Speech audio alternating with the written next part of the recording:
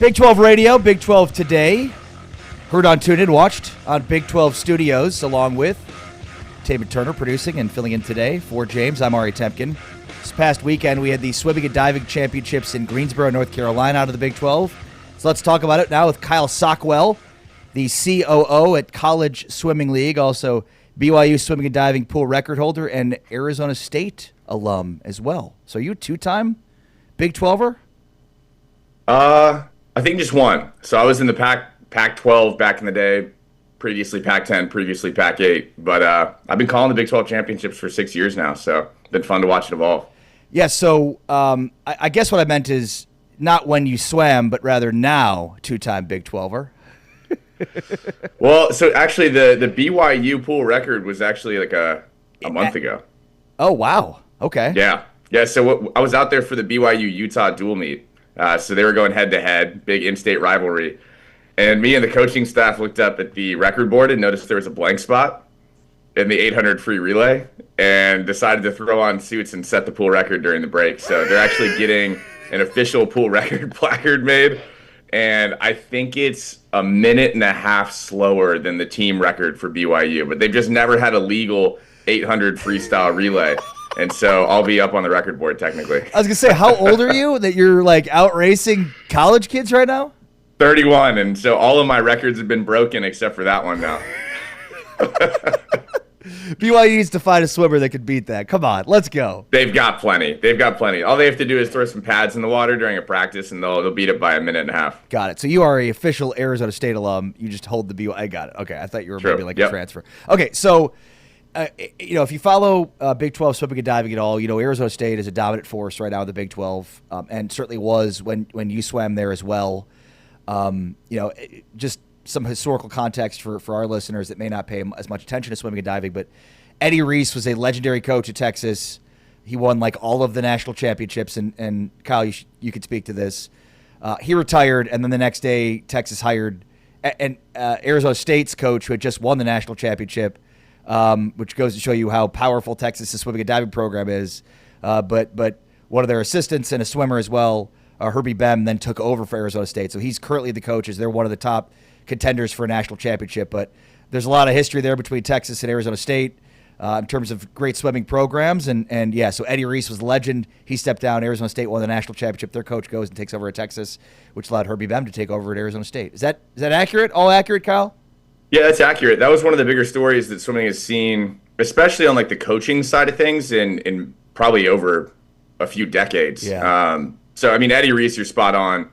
I think pretty widely regarded as like the greatest college coach in swimming history. If you go to the Texas Swim Center, which is actually just right down the road from me, there's an unbelievable amount of banners hanging in there.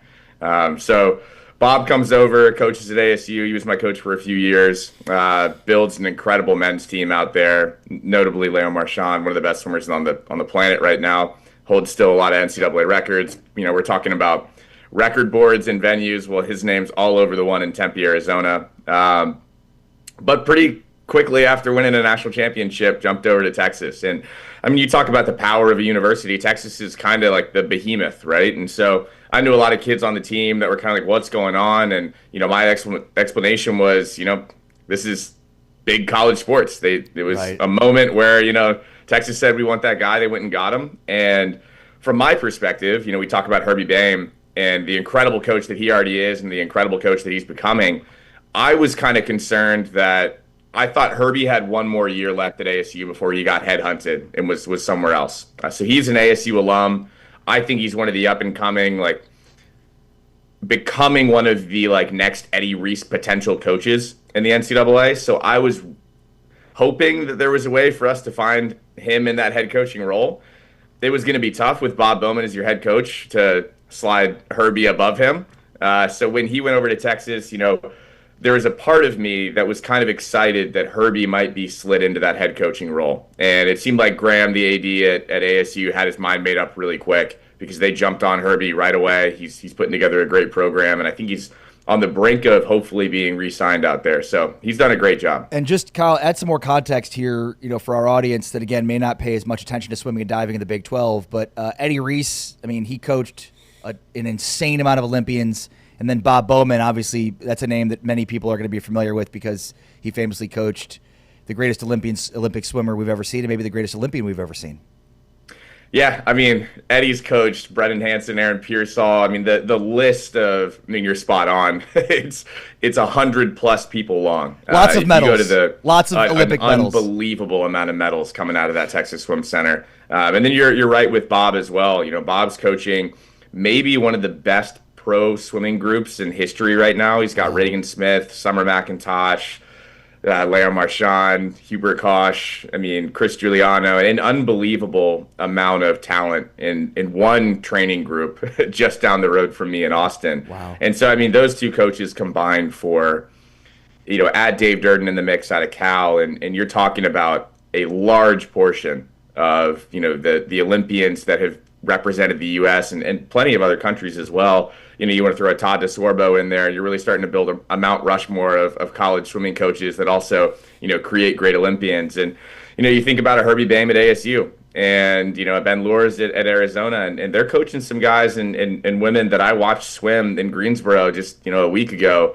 And 2 years out, I think we're going to see a lot of Olympic ring tattoos getting or walking around the pool deck in 2029, to say the least. That's awesome. All right, so let's talk about Greensboro. First off, you know, just tell our audience about Greensboro, North Carolina. Why, you know, it seems like such a weird spot for a Big 12 championship. Why is it in Greensboro?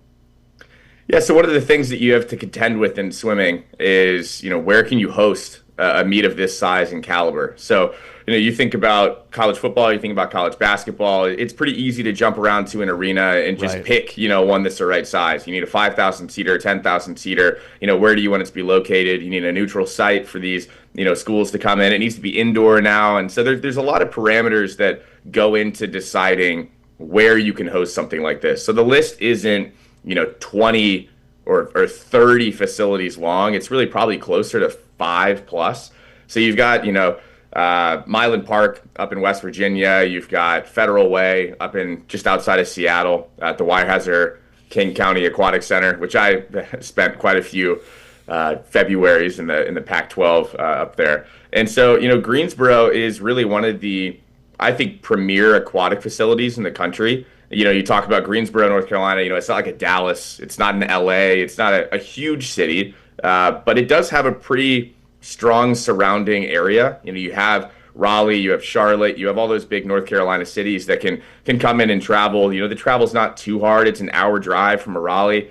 And if the facility is as vast as it is, and you've got the, you know, the amount of water, we always talk about how much water you need to be able to put on something like this. You know, you look at the pool and you think you really just need 8 lanes that are 25 yards. Well, you actually need 8 lanes that are 25 yards. You need a diving tank. You need a warm-up, warm-down pool. Wow. You need another. I mean, so you really need 125+ yards of water. And so Greensboro's got that. They've got a great facility that can handle, you know, 2,000+ fans. They've got, you know, good video boards in there. So a lot of decisions go into it, but really it just comes down to who's got the fastest water, and Greensboro seemed to have that. Yeah. All right. So let's talk about your alma mater, Arizona State. It's a dominant force in the Big 12. Certainly no drama with, you know, the Big 12 championship. Arizona State took home the championship on the men's and women's side again. That was the expectation, and they lived up to it. Ilya Karun is an absolute stud.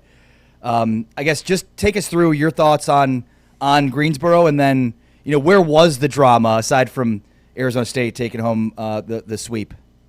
Yeah, we'll start with ASU. One of the things that's really impressed me with this men's team is, you know, we talk about Bob Bowman leaving. You know, that's a big coaching name to depart from Tempe.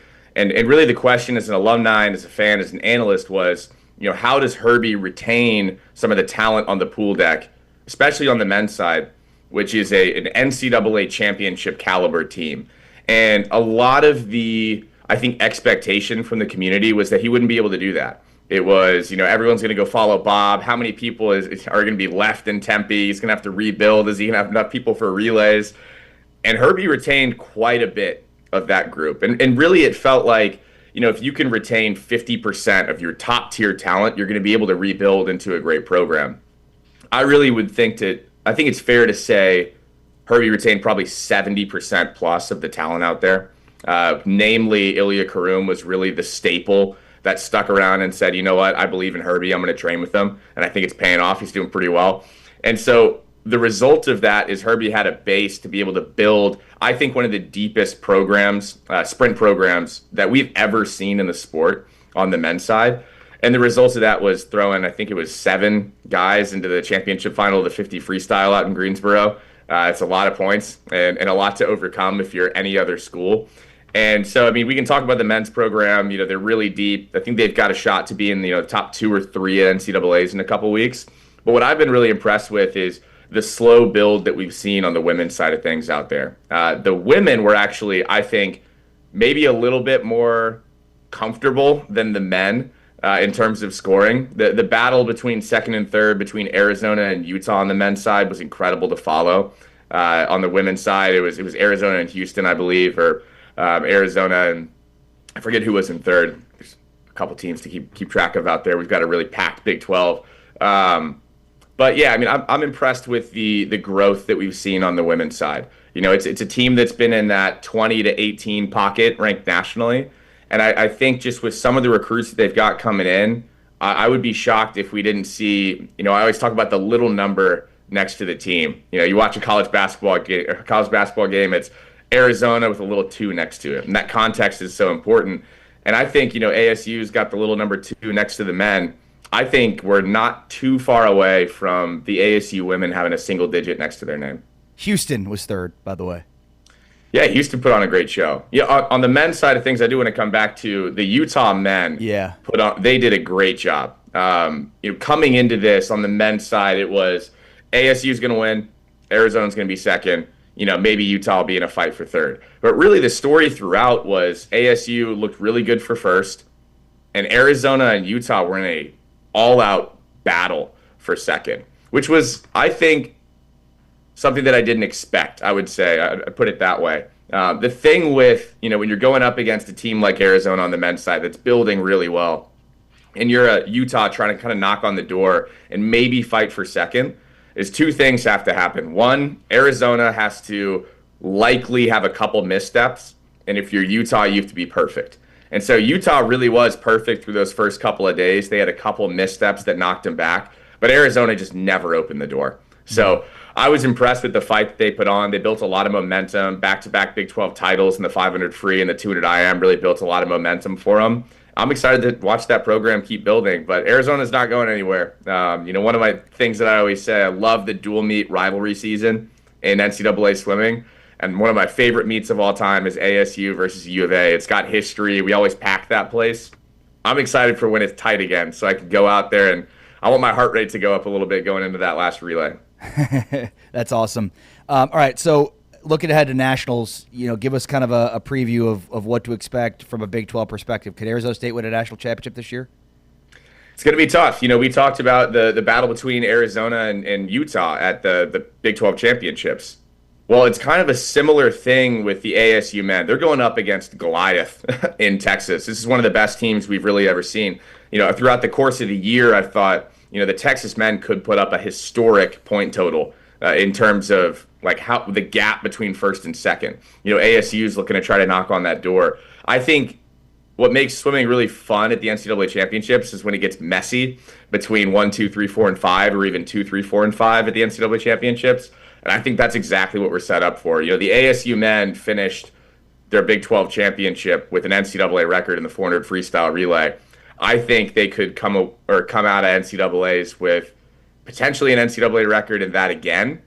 I think they might pick up an NCAA record in the 200 freestyle relay. 200 medley relays on the table. 400 medley relay is going to be tougher. It's going to be hard for them to win, but I think they come out making a lot of noise. Awesome. Really appreciate your insight here. We'll have to catch up with you again, talk about nationals. Kyle Sockwell, make sure to follow him on Instagram and follow what he's doing. Great stuff, Kyle. Thank you. Awesome. Kyle Sockwell joining us here, breaking down his thoughts on the swimming and diving championships in Greensboro. Arizona State, certainly in position, but maybe not quite as some of the top of the top in the country. We shall see when nationals begin. All right, a lot going on with the finishing of winter sports. We've got the wrestling championships this weekend at the BOK Center in Tulsa. So if you are interested in that, I mean, man, Oklahoma State and Iowa State are two programs when you talk about national championships. Oklahoma State's been a dominant force in the Big 12 this year, have not lost in Big 12 play. And Iowa State is right there. Big 12 wrestling is back at the BOK Center in Tulsa, Oklahoma. The 2026 Big 12 Wrestling Championships presented by Allstate returns Friday, March 6th and Saturday, March 7th in the heart of downtown Tulsa. The best wrestlers in the country battle for individual titles, a Big 12 championship, and seeding in the NCAA championships. Tickets and premium hospitality are available now at bokcenter.com/events. Big 12 Wrestling at the BOK Center in Tulsa, March 6th and 7th. This is Big 12 Today, Big 12 Radio, presented by Modelo, heard on TuneIn, watched on Big 12 Studios. There's some wild things happening in college football off the field. We'll get to that next. It's Big 12 Today on Big 12 Radio.